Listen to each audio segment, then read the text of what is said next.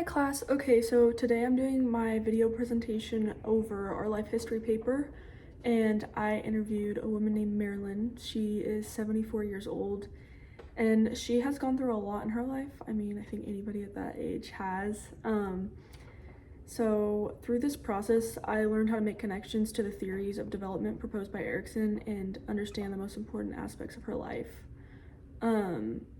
So in her trust versus mistrust stage, Marilyn was born in Bismarck, North Dakota, July 27th, 1949, with two parents and two older siblings.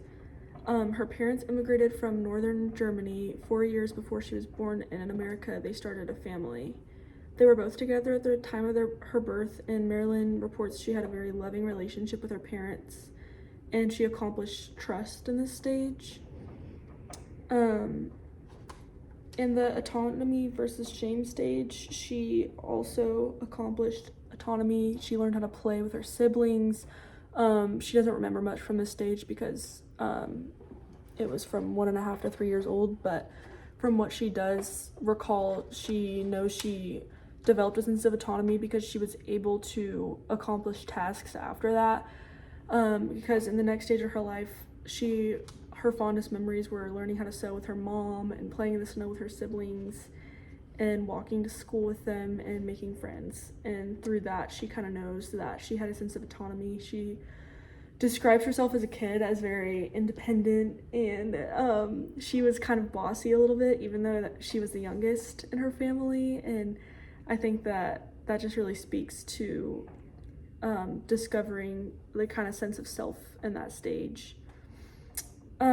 In the initiative versus guilt stage, I argued that she accomplished both initiative and guilt equally in this stage, because she was explaining to me that back in this time of life, this is kind of the 50s, kids didn't really ask questions to adults besides their teachers, maybe.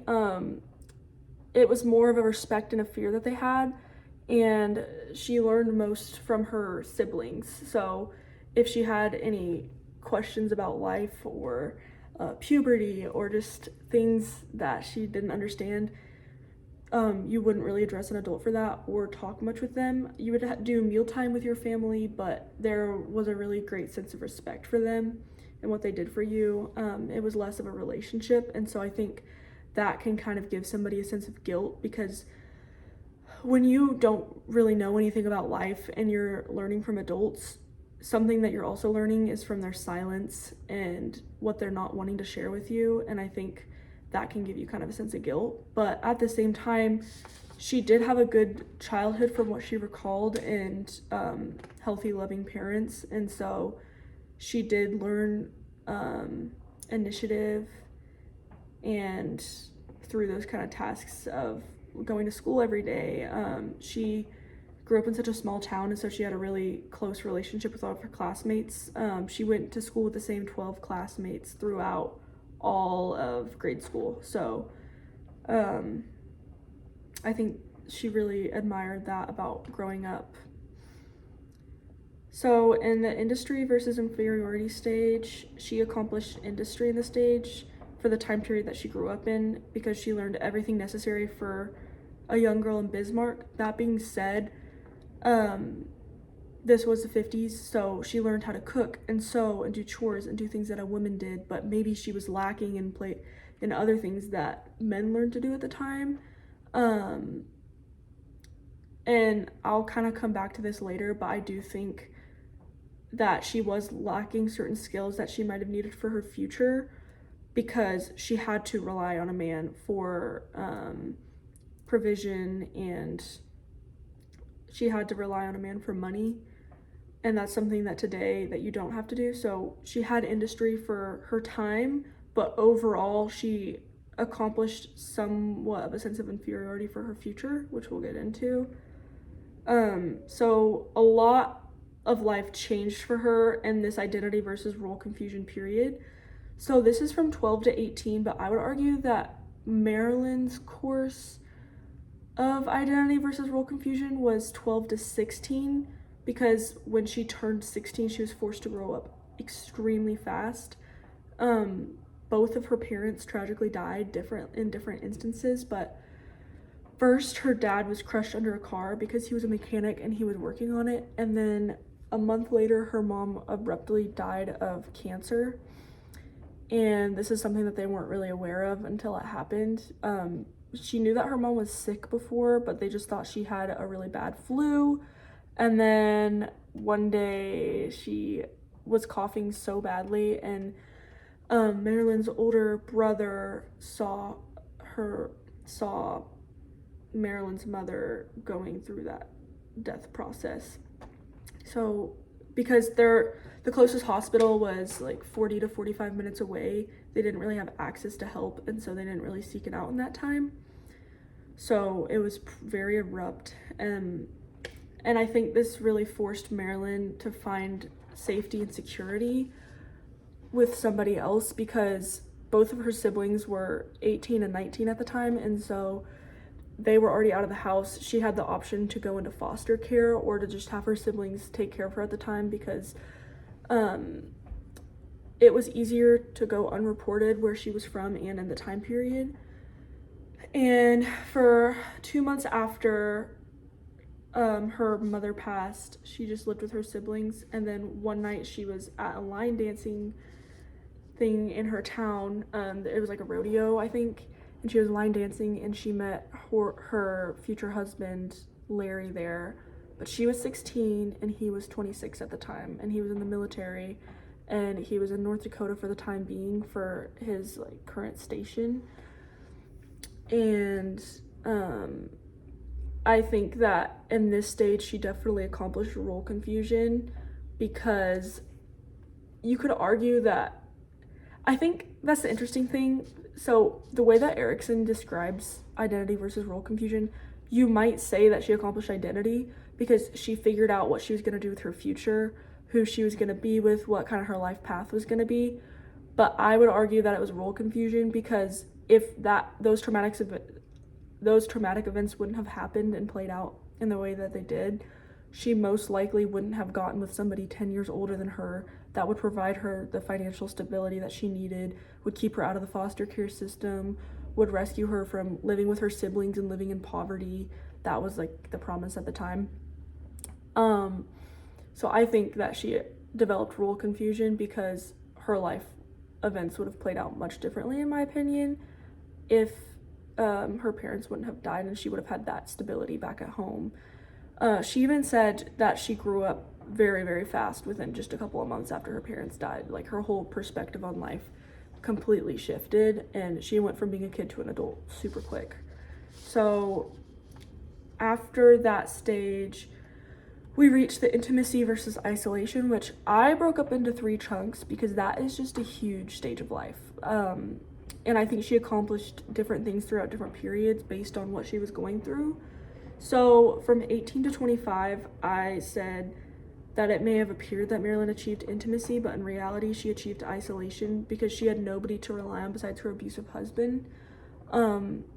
Larry, her husband, became extremely abusive, and in this stage she had 4 children from 18 to 21. So 18, 19, 20, 21, she had 2 daughters, and then she had 2 sons. And she was extremely isolated in this stage because they moved to California away from her family. She didn't know anybody, and because she was having so many children, she didn't make any friends at this time. She didn't have a job, any extracurriculars, or anything else going on outside of her marriage and family at this time. And so she was extremely isolated. And then from 25 to 32, I said that she achieved a sense of intimacy because she got a job at H&R Block as an accountant. So she started out as a secretary, and then she got promoted, and because she didn't have any education at the time. And she made her first friend, Jolene. And this was the first person to kind of notice the abuse, because multiple times Marilyn would come into work with bruises on her face and her neck, and she would try to cover them, but you could still kind of tell. And so one day when she was 26, Marilyn had a stress-induced heart attack, I think from the abuse, and they were also suffering from poverty at the time because they had 4 children and they were just relying on one income. Larry had ended up becoming a mechanic and they didn't have much money to work with. And so she was just super stressed all the time. Well, I guess they had 2 incomes when she started working at H&R Block, and that's why she had to pick up the job. But that plus 4 kids plus the abuse caused her to have a heart attack at 26, which is extremely young. So she finally told somebody. She told Jolene about it, and I think I would describe that stage as something that brought her some intimacy, even though she was still pretty isolated. From 32 to 40, Marilyn found out that Larry had a whole second family, so he had 2 other children with another woman and was also providing for them, which also caused more poverty for her family. And she had another heart attack because one day she found a letter in Larry's nightstand to the other woman. Her name was Cheyenne, and he threatened her and he beat her so badly that she couldn't even see out of one of her eyes, and then she had a heart attack, and he pulled a gun on her and threatened to kill her. So she had a heart attack after that. She couldn't even go to work the next day because she literally couldn't see out of one eye. It was so bad. She ended up telling Jolene after that, even though he threatened to kill her for telling anybody. And Jolene encouraged her and her children to get a restraining order against him, even though at the time that wasn't really as common or as much of a thing as it is today, and get a divorce. But she was just trying to get by and provide survival for her children because she didn't have the means to just provide for them on her own. So she continued to stay with him also out of fear. But one night they got in a huge fight. It was a couple months later, I think.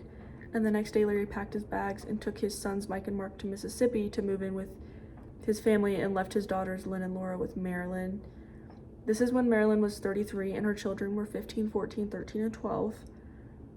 She continued to raise her daughters, work at H&R Block, and get them through high school, but she became lonely and missed her family. She feels that she accomplished a strange mix of intimacy and isolation in this stage, but mainly isolation. She was finally free from abuse, but she was missing her 2 sons and still missing Larry so much in this stage.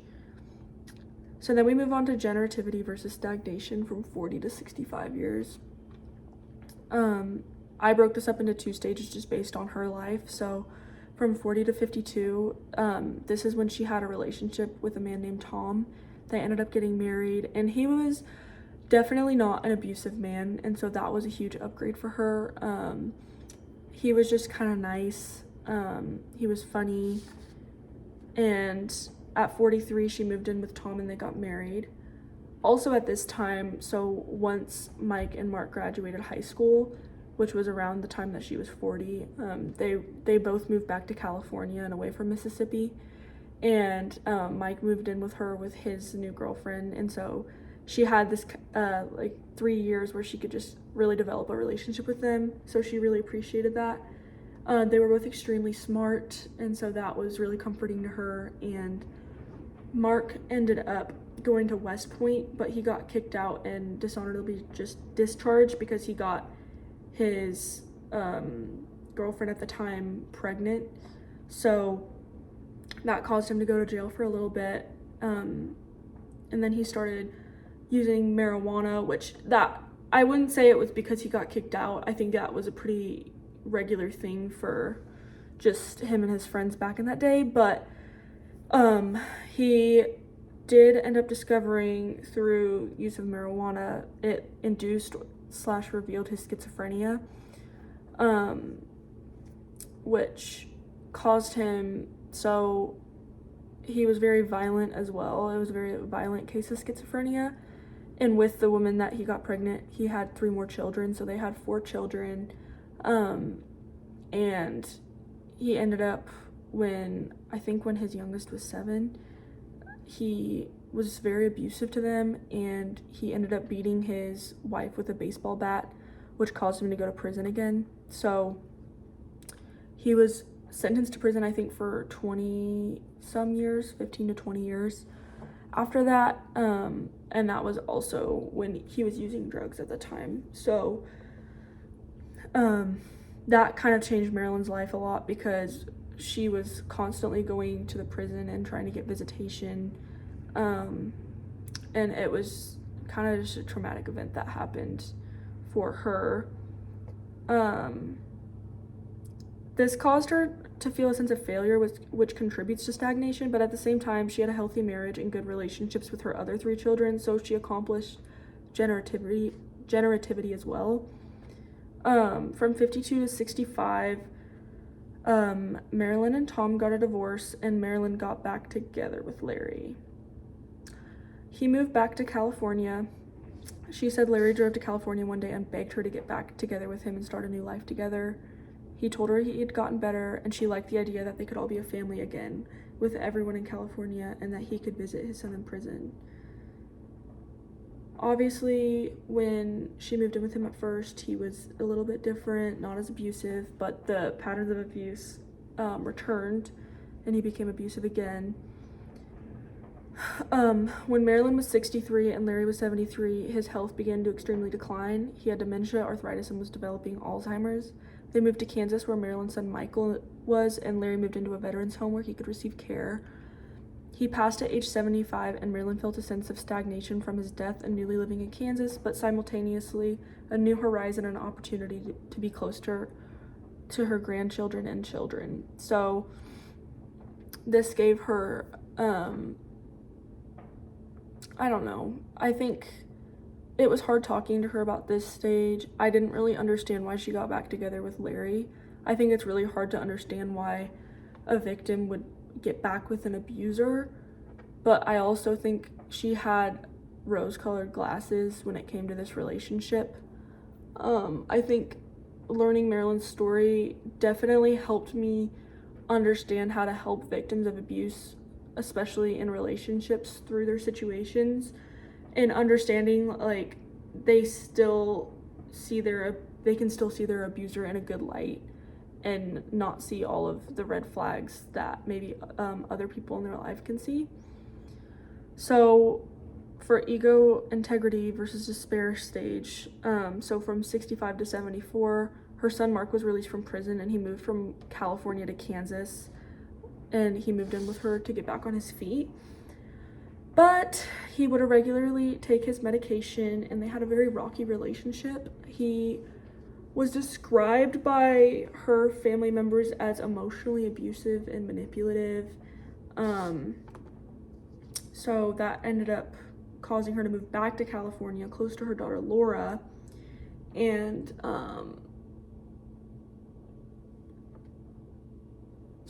sorry, got lost for a second. A lot going on. She now spends most of her days alone watching her favorite television shows, and she visits Kansas multiple times a year to see her other grandchildren. At 72, she is diagnosed with colon cancer, which is currently being treated. She experiences both ego, integrity, and despair at this time. She has regrets in her life, but also a sense of wisdom that she can pass on to her children and grandchildren. She's most proud of her relationship with her children and grandchildren at this stage, but she does wish she could see them more often. So she has a sense of both, and it even said when describing in Erikson's theory that at this stage, you're fully developed if you do feel both, because you're going to have regrets and wisdom from your life. You're going to have things that you've learned from and overcome, and you carry both at this stage. Sorry, I didn't mean to zoom through everything. I just noticed that I'm like way over time, but there's a lot to go through. So, 2 theories that I connected to in Marilyn's life was having an identity crisis in her adolescent to early adulthood years. I do believe that she did have an identity crisis when her parents died. The trauma from that affected her so much that it caused her to make life decisions that she wouldn't have previously made, or maybe would have turned out different. Maybe she would have met Larry and danced with him and thought he was cute and had a crush on him, but wouldn't have moved across the country for him and started a family within 1 year. Another theory that I connected with for her was the exposure to violence. So I was reading up in the adolescent section of the textbook, and it was talking about exposure to violence, and I think the theory on exposure to violence in the textbook more related to childhood violence. But for Marilyn, I would say it's more relationship violence, and a statistic that I pulled from the textbook was between 14 and 24% of female adolescents and 3.9% of male adolescents reported experiencing physical or sexual violence in their dating relationships. And I just think that shows, and this was back in 2000, so the number might have gone up or down by now, but I just think that goes to show, like, that number is extremely high. 24% of female adolescents. That's 1/4. This is extremely relevant. This is not rare. Like, Marilyn's situation is not rare, and I think it's important to know that as a social worker. Anytime you get an adolescent female coming to you for help, they might be in an abusive relationship or situation, and so being really aware of what languages to use to help them is really important, and I think that's something I learned from this process. Lastly, for my visual presentation, I wrote a poem, so I will read it.